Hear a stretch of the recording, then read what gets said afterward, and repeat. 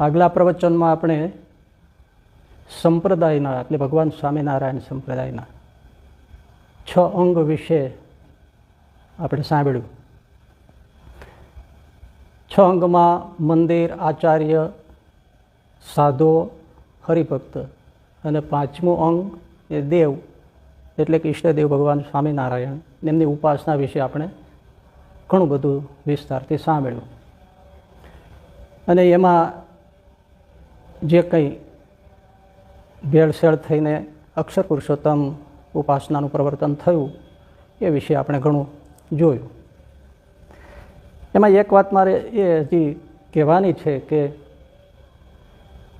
આ સુણો અક્ષરની મોટાઈ રહે એમાં હરિલીલા કલ્પતરુ જે અચિંત્યાનંદ બ્રહ્મચારીએ લખ્યો રઘુવીરજી મહારાજની આજ્ઞાથી, ગુણાતીતાનંદ સ્વામીની આજ્ઞાથી, પ્રસન્નતાથી બંનેની. એમાં દભાણ યજ્ઞમાં ભાદરાના મૂળજી શર્મા એટલે દીક્ષા આપી અને ગુણાતીતાનંદ સ્વામી નામ પાડ્યું ત્યારે હરિલીલા કલ્પતરુમાં એમ લખ્યું છે કે હું આજે મારું ધામરૂપ અક્ષર જે ધામ એ મૂળજી શર્મા એમને હું દીક્ષા આપતા આનંદ અનુભવું છું વગેરે વગેરે શ્લોકો છે. હવે એમાં શું અક્ષરની મોટાઈ એમાં જે લખે છે BAPS વાળા, અક્ષર પુરુષોત્તમ વાળા, કે આ જે ગ્રંથ છે એનું ભાષાંતર વડતાલના વિદ્વાન શાસ્ત્રી શ્વેત વૈકુંઠદાસજીએ કર્યું છે ગુજરાતીમાં ભાષાંતર. પેલું તો સંસ્કૃતમાં શ્લોકબદ્ધ છે. તો એ એવું લખે છે કે આ શાસ્ત્રીજીએ એવું લખ્યું છે ભૂમિકામાં, ભાષાંતર કર્યું હોય ત્યારે ભૂમિકા લખી હોય એમાં લખ્યું છે કે આ ગ્રંથ એ પ્રમાણભૂત છે. એટલે એમનો ઈશારો કહેવાનો શું કે જે દીક્ષા વખતે જે આ મહારાજ બોલ્યા કે હું મારું ધામરૂપ મૂળજી શર્માને દીક્ષા આપતા આનંદ અનુભવું છું, એ તરફ આંગળી કરે છે કે આ પ્રમાણભૂત છે. કારણ કે શાસ્ત્રીજી પોતે ભૂમિકામાં લખ્યું છે અને હાલ લખ્યું પણ છે કે આ ગ્રંથ પ્રમાણભૂત છે. પણ એ પ્રમાણભૂત કઈ બાબત માટે છે એ નથી કહેતા. શ્વેત વૈકુંઠ શાસ્ત્રીજી ખાસ લખે છે કે રઘુવીરજી મહારાજની આજ્ઞા થઈ, એમની ઈચ્છા હતી, શ્રીજી મહારાજની આજ્ઞા થઈ. શ્રીજી મહારાજે કહ્યું તમે ગ્રંથ લખો, એટલે રઘુવીરજી મહારાજની ઈચ્છા તો હતી જ. એટલે આ ગ્રંથ શ્રીજી મહારાજની આજ્ઞાથી લખાયો કહે. અને એમાં નંદ સંતોના જે કાંઈ ખરડાઓ લખેલા હતા એ પણ આધાર તરીકે લીધા છે. એટલે આ ગ્રંથ અતિશય પ્રમાણભૂત છે. પણ કઈ બાબતમાં? કે ભગવાન સ્વામિનારાયણ એ સર્વોપરી ભગવાન છે એ બાબત માટે આ ગ્રંથ પ્રમાણભૂત છે. કારણ કે સત્સંગી જીવન, બીજા ગ્રંથો, ભક્ત ચિંતામણી જે વગેરે ગ્રંથો છે તેમાં જ આનંદ સંતોના ખરડા એનો આધાર લઈને ભગવાન સ્વામિનારાયણનું સર્વોપરીપણું નિરૂપણ કરવામાં આવ્યું છે. એ પ્રમાણભૂત છે. પણ આ લોકો ખેંચીને ત્યાં લઈ જાય છે અને પછી એમણે બહુ વિસ્તારથી ભગવાન સ્વામિનારાયણ સર્વોપરી છે એ વિશેનું એમણે વિવરણ કર્યું છે. અને ખાસ ભૂમિકા પૂરી કરતાં પણ ફરીથી લખ્યું કે આ ભૂમિકા શ્વેત વૈકુંઠ શાસ્ત્રીજી લખે છે કે આ ભૂમિકા મેં લખી છે એટલા જ માટે, એનો હેતુ એ જ છે કે ભગવાન સ્વામિનારાયણ સર્વોપરી છે એ બાબતને પુષ્ટ કરવા માટે જ મેં આ ભૂમિકા લખી છે. That's all. કંઈ બાકી?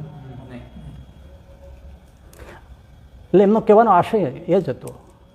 પણ આ પ્રસંગ દીક્ષા વખતનો છે એ પ્રમાણભૂત છે એવું કહેવા માગતા નથી, એવું લખ્યું પણ નથી. અને બીજી વાત સ્પષ્ટતા માટે એ પણ કરી દઉં કે શ્વેત વૈકુંઠ શાસ્ત્રીજીને ભગવાન સ્વામિનારાયણનું સર્વોપરીપણું એના જીવમાં હતું. એટલે એમને એ ભાષાંતર હરિલીલા કલ્પતરુનું કરવું હતું. અમારે ન કહેવું હોય પણ કહેવું પડે છે. એટલે કોઈને કંઈ ખોટું લાગે તો રાજી રહેવું. એમણે વડતાલની લાઇબ્રેરી છે હરજીવનદાસ શાસ્ત્રીજી એમના હાથમાં હતી, એટલે પ્રત તો એમની પાસે હોય હરિલીલા કલ્પતરુની. હરિજીવન શાસ્ત્રીજીને વાત કરી પણ એ ભગવાન સ્વામિનારાયણનું સર્વોપરીના વિરોધમાં હતા. એટલે એમણે એ પ્રત આપી નહીં. એમની એમાં રુચિ નહોતી. અને આમને અતિશય હતું કે આ સર્વોપરીપણું આમાં વિશેષપણે સમજાય રીતે લખ્યું છે, તો આ શા માટે ભાષાંતર હું જીવતા જીવ ન કરું. એટલે એમણે પછી જૂનાગઢથી પ્રત લીધી, જૂનાગઢ સ્વામિનારાયણ મંદિરમાંથી પ્રત લીધી અને એનું ભાષાંતર કર્યું. એમાં આ શ્લોકો છે, પરંતુ વરતાલમાં જે પ્રત છે એમાં આ દીક્ષાના પ્રસંગોના શ્લોકો નથી. મારે ન કહેવું પડે પણ આ થયું એટલે મારે કહેવું પડ્યું. એ પ્રતમાં નથી, જૂનાગઢની જ પ્રતમાં છે. વડતાલ લાઇબ્રેરીમાં પ્રત 11 નંબરની જે પ્રત ટેગ નંબર લખાયેલો છે, ટેગ નંબર 11 નંબરની પ્રત, એમાં આ શ્લોકો નથી કે હું ગુણાતીતાનંદ સામે આ મૂળજી શર્મા દીક્ષા આપતા આનંદ અનુભવું છું, એ શ્લોકો જ નથી. અને સરદારથી નિત્ય સ્વરૂપ સ્વામીએ એ વડતાલની પ્રત ઉપરથી ભાષાંતર કરીને પુસ્તક રૂપે પ્રકાશિત કર્યું છે 2021માં. આ એક વાત તમને જાણવા માટે કહી દઉં, જ્યાં ઈસવીસન આવે એમાંથી તમે 56 વર્ષ બાદ કરો, એમાં ઉમેરો એટલે સંવત આવી જાય, કારણ કે સંવત 56 વર્ષ આગળ છે, અને સંવતમાંથી 56 વર્ષ બાદ કરો એટલે ઈસવીસન આવી જાય. આ દરેક પ્રસંગોમાં યાદ રાખવા. તો આ 2021 ઈસવીસનમાં જ, ઈસવીસન 2021માં સરદારથી નિત્ય સ્વરૂપ સ્વામીએ વરતાલની 11 નંબરની જે પ્રત છે એનું પ્રકાશન પુસ્તક રૂપે કર્યું, ભાષાંતર કરીને. એમાં મૂળ પ્રતનો ઓરિજિનલ ફોટો પણ મૂક્યો છે, કે આમાં શ્લોક નથી. ફરીથી કહું, હું કંઈ ગુણાતીતાનંદ સ્વામીના અક્ષર બ્રહ્મ તરીકે તમે કહો એમાં હું વિરોધમાં નથી. વિરોધમાં મારી એક જ વાત છે વારંવારની, કે તમે શ્રીજી મહારાજ સાથે, નંદ સંતો સાથે ન જોડો. તમે તમારી રીતે પ્રવર્તાવ્યું છે એ તમે કરો. એટલે આ પણ એક ધ્યાનમાં રાખવું જોઈએ. બીજી વાત મારે એ સ્પષ્ટ કરવી છે કે બાલમુકુદાસ સ્વામીની જે વાતો છે એમના આમાં છૂણો અક્ષરની મોટાઈમાં ઘણું લીધું, પણ એમાં અમુક પ્રસંગો છે કે શ્રીજી મહારાજ આમ બોલ્યા વગેરે. પણ મેં ત્યારે સ્પષ્ટતા આગલા પ્રવચનમાં કરી છે કે એ એક હરિભક્તએ સંવત 2018માં એ પ્રત પહેલી વહેલી બહાર પાડી, પ્રકાશિત કરી. અને હરિભક્તો તો ઘણી જાતનું ઘણું ભેળસેળ કરતા, અને બાલમુકુદાસ સ્વામી સ્વધામ પધારી ગયા એ પછી 45-46 વર્ષે બહાર પડી છે. અને કોઈ આપણી જૂનાગઢની જૂનાગઢ સ્વામિનારાયણ મંદિરની સંસ્થાઓ કોઈ બહાર પાડેલી નથી એ વાતો. હા, એટલે સ્પષ્ટતા મારે આજે કરવી છે કે બધાને બધી ખબર ન હોય. એટલે બાલમુકુદાસ સ્વામીની મહિમાની વાતો છે, તો પછી કોઈ બાલમુકુદાસ સ્વામીનું મૂળ સંપ્રદાયમાં કોઈ મંદિર કે સંસ્થા પ્રકાશન કરતું હોય તો એ પ્રકરણ પણ આમાં સંમિલિત કરી દીધું હોય, જે પેલા હરિભક્તએ બહાર પાડ્યું હતું એ સંમિલિત કરી દીધું હોય. એમને તો મહિમાથી જ લીધું છે, બધાને બધી ખબર ન હોય. એટલે કોઈ મૂળ સ્વામિનારાયણ મંદિર, મૂળ સંપ્રદાયના મંદિરથી કે સ્થાનથી કે સંસ્થાથી એ બાલમુકુદાસ સ્વામીનું આ ચેપ્ટર જે હરિભક્તે બહાર પાડ્યું હતું એ અંદર હોય એટલે એ પ્રમાણભૂત થઈ જતું નથી. એ તો કોઈ પણ બાળ બુદ્ધિ હોય તો સમજી શકે છે કે આ પ્રમાણભૂત ન થઈ જાય. મહીમાંથી થાય, જેમ કે આ ચાલો સંતો જાય ગઢ જુનેરે, પરંપરાથી સંતો જાણતા હતા કે આ કરશનજી અદાએ લખ્યું છે શ્રીરામના નામે, તો એ રાજકોટ ગુરુકુળને કીર્તનાબેન એ પાછલે પાને હતું, કારણ કે પરંપરાથી જાણતા હતા કે આ કરશનજી અદાએ લખેલું છે. પણ ગુણાતીતાનંદ સ્વામીનો મહિમાનું છે તો છાપતા હતા મહિમા બુદ્ધિથી. હા, એ વખતે ખબર ન હોય કે આનું શું અર્થ થશે આગળ જતા અને કેવો વિરોધ થશે. એટલે હું ઘણીવાર કહું છું કે સાહિત્ય પ્રકાશન કરવામાં મૂળ સંસ્થાએ બહુ ધ્યાન રાખવું જોઈએ, કારણ કે પછી એ જ લોકો વિરોધમાં જે પીડ્યા હોય ને એ જ લોકો આપણા જ માથા ઉપર ઠોકે. એટલે આજે ફરીથી કહી દઉં કે જે આ બધું સાહિત્ય પ્રકાશન થતું એમાં બહુ ધ્યાન રાખવું જોઈએ. તો એવી રીતે મહિમાથી છપાયું હોય એટલે પણ કંઈ ઓથેન્ટિક થઈ જાય છે એવું બાલમુકુદાસ સ્વામીની વાતોનું ન જાણવું, અને બાલમુકુદાસજી સ્વામી એવું ના કહે એવું મારું માનવું છે. હવે મૂળ વાત ઉપર આપણે આવીએ કે 6 અંગમાંથી 5 અંગની તો આપણે વાતો થઈ.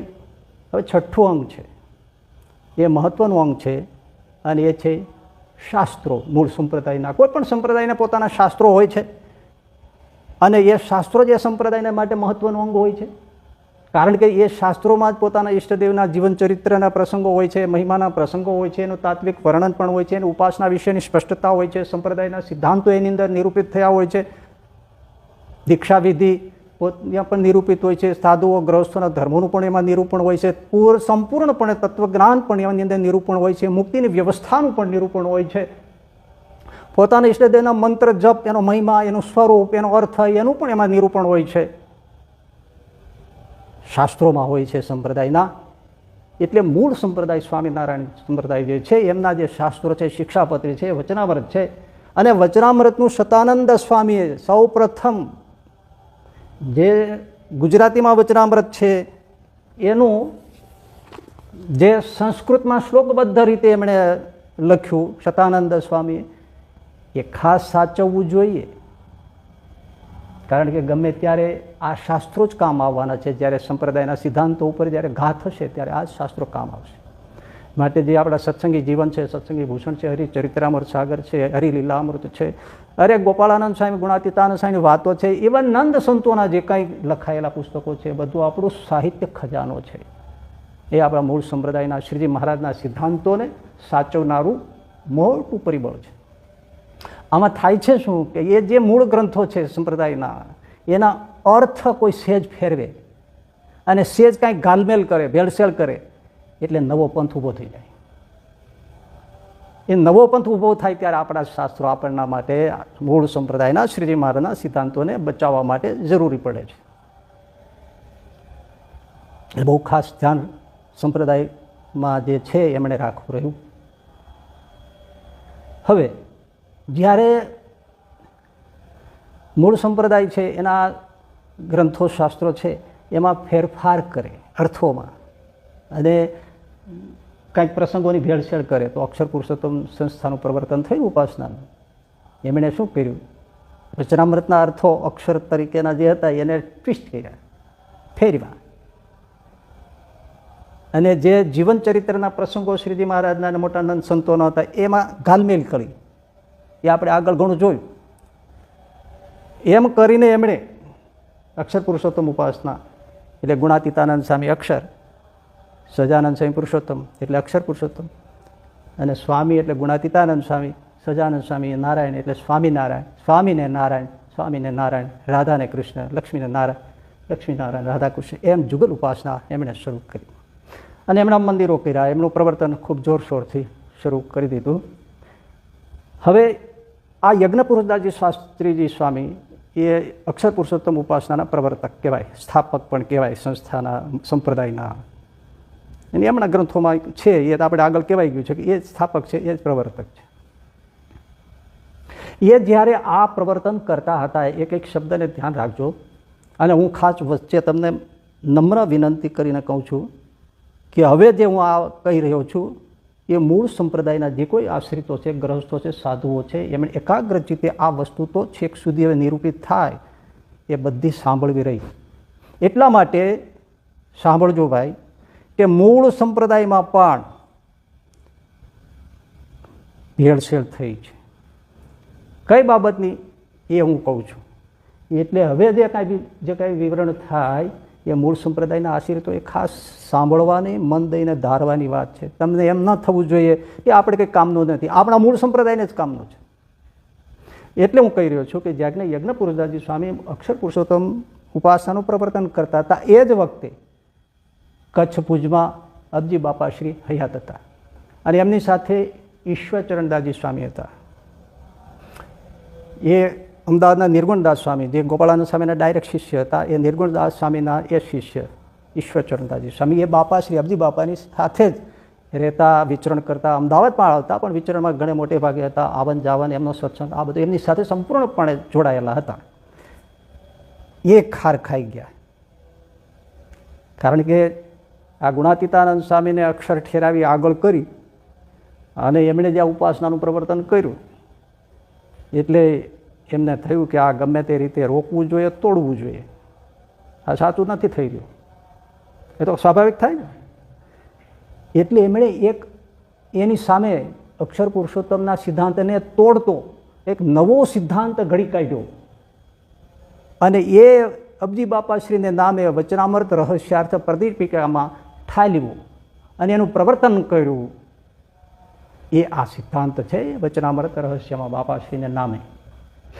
પ્લીઝ બાપાશ્રીને માનનારા કોઈ તરત મારા ઉપર ખીજાઈ જતા નહીં, પણ તમે શાંત ચિત્તે સાંભળજો, તમને તરત ખ્યાલ આવશે કે અક્ષર પુરુષોત્તમ જે ઉપાસનાનું પ્રવર્તન છે એના વિરોધમાં જ આ કાંકરી મારી છે અને આ નવો સિદ્ધાંત ઊભો થયો છે. એટલે શાંતિથી બાપાશ્રીને માનનારા એ સૌ શાંત ચિત્તે જરા સમજવા અને સાંભળવા તૈયાર રહેવું. એટલે એના વિરોધમાં એક સિદ્ધાંત ઊભો થયો છે, એ સ્પષ્ટપણે તમને સમજાઈ જશે અને સમજી લેવું જોઈએ. હવે એક વાત વચ્ચે હું પણ કહી દઉં કે યજ્ઞપુરદાસજી સ્વામી અક્ષર પુરુષોત્તમ ઉપાસનાનું પ્રવર્તન તો કરતા જ હતા, પણ સાથે સાથે ભગવાન સ્વામિનારાયણનું જોરદાર સર્વોપરીપણું પ્રવર્તન કરતા હતા. જોરદાર શબ્દમાં સમજી જવું. એવી જ રીતે ઈશ્વરચરણદાસજી સ્વામી બાપાશ્રીને આગળ કરીને કટ્ટરપણે ભગવાન સ્વામિનારાયણનું સર્વોપરીપણું પ્રતિપાદન કરતા હતા, પ્રવર્તન કરતા હતા. વચનામૃત રહસ્ય સમાર્થમાં પણ છે. એ કટ્ટરપણે એમાં સમજી જવું જોઈએ. આ રીતે સર્વોપરીપણું જ્યારે પ્રવર્તન ભગવાન સ્વામિનારાયણનું કટ્ટરપણે જોરદાર રીતે થતું હતું, એ ન રૂચે કે આટલું બધું ઠીક નથી થતું.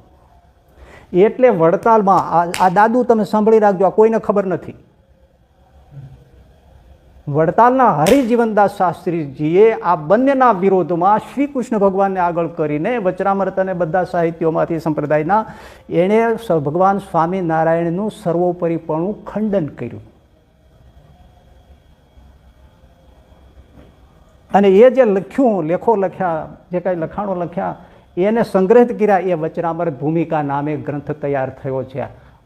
આ કોઈને મતલબ ખબર નથી, એટલે એમ માને છે કે આ ઓથેન્ટિક છે. પણ આ હરિજીવનદાસજી શાસ્ત્રી સ્વામીજી આ બંનેના વિરોધમાં આ એમણે કર્યું છે કામ. એટલે કહેવાનું કે ત્રણેય મત મૂળ સંપ્રદાયથી વિરુદ્ધ છે. હવે તમને એ પણ કહું કે તમને એમ થાય કે આ તમે ફેંકવું બાજુ ઈચ્છો જ ને, હરિજીવનદાસ શાસ્ત્રીજી સ્વતંત્રપણે લખ્યું છે. તમે એમ કેમ કહી શકો કે આ સર્વોપરીપણાના વિરોધમાં આ બધું લખ્યું છે? હા દાદુ, તો થોડો ખર્ચ કરજો. હું કહું એનો, મણિનગર સંસ્થા તરફથી ઈશ્વરચરણદાસજી સ્વામીનું જીવન ચરિત્ર પુસ્તક પ્રગટ થયું છે. એના 452 પેજ ઉપર સંકલ્પે કરીને દર્શન એ ચેપ્ટર વાંચી લેજો. એમાં હરિજીવનદાસ શાસ્ત્રી વડતાલના અને અમદાવાદ કાળુપુરના નંદકિશોરદાસજી સ્વામીએ સંમત 1989માં આ પ્રદીપિકા વચનામૃત છે એ અપ્રમાણિત છે, યોગ્ય નથી, આ પ્રત બરાબર નથી, એમાં લખાયેલું બરાબર નથી, સંપ્રદાયના સિદ્ધાંતોથી વિરુદ્ધ છે, એવી એમણે પત્રિકા બહાર પાડી અને ઝુંબેશ ચલાવેલી છે. ત્યાં લખેલું છે. એમાં રાઈટ ઓર નોટ? એમાં લખ્યું છે. હવે તો પ્રમાણ મળ્યું કે વિરોધમાં કામ કર્યું છે અને ઝુંબેશ ચલાવી છે. અને તમારી ત્યાં વિસ્તારથી એ પ્રસંગ મળશે. એટલે મારું કહેવાનું છે કે આ ત્રણેય મત મૂળ સંપ્રદાયના સિદ્ધાંતથી વિરુદ્ધ છે.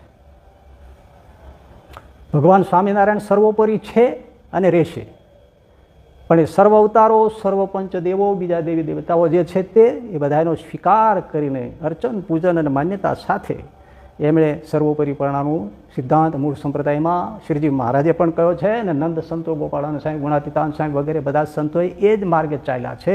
એટલે થઈ શકે એમ જ છે સર્વોપરીપણાનું પ્રતિપાદન બધાને સાથે લઈને, અને આજે પણ ઘણા માને છે છતાં બધું જ સાથે ચલાવે જ છે. એટલે એ રીતે રહેવાથી અને એ રીતે માનવાથી, આચરવાથી સર્વોપરીપણું બહુ સરસ રીતે પ્રતિપાદિત થાય છે. અને એ શ્રીજી મહારાજની રુચિમાં, એના સિદ્ધાંતમાં, નંદ સંતોની રુચિમાં, એના સિદ્ધાંતમાં છે. આ એક વાતની સ્પષ્ટતા અતિ જરૂરી હતી એટલે મેં કરી. છતાંય હજી કોઈને શંકા રહેતી હોય તો જેને એવું હોય, હરિજીવન શાસ્ત્રીજીનો બહુ પક્ષ હોય, તો એમણે શ્વેત વૈકુંઠદાસ શાસ્ત્રીજીએ જે હરિલીલા કલ્પતરુનું ભાષાંતર કર્યું એની ભૂમિકા એકવાર વાંચી લેવી. એ રાજકોટ ગુરુકુળથી જે હમણાં પ્રકાશિત થયું છે હરિલીલા કલ્પતરુ, એમાં એ જ એ ભૂમિકા મૂકી છે. શ્વેત વૈકુંઠ શાસ્ત્રીજીએ લખેલી એ જ મૂકેલી છે. એ એકવાર આ હરિજીવનદાસ શાસ્ત્રીજીના પક્ષમાં હોય એમણે વાંચી લેવી જોઈએ. શાસ્ત્રી શ્વેત વૈકુંઠદાસજી સ્વામીએ ખાસ હરિજીવન શાસ્ત્રીજી તરફ ઈશારો કર્યો છે કે અમુક વિદ્વાનો આ સર્વોપરીપણું માનતા નથી, એમણે એનો આગ્રહ છોડી દેવો જોઈએ. અને શ્રીજી મહારાજના જે મૂળ સંપ્રદાયના જે શાસ્ત્રો છે અને આપણા જે આગળ જે નંદ સંતો થઈ ગયા છે એમની વાતનો સ્વીકાર કરવો જોઈએ. હવે કાંઈ બાકી છે? હું નથી કહેતો, શ્વેત વૈકુંઠ શાસ્ત્રીજી કહે છે. તો હવે આ એક વાતની સંપ્રદાયના હિતમાં સ્પષ્ટતા જરૂરી હતી એટલે મેં કરી. હવે મૂળ વાત ઉપર આવીએ.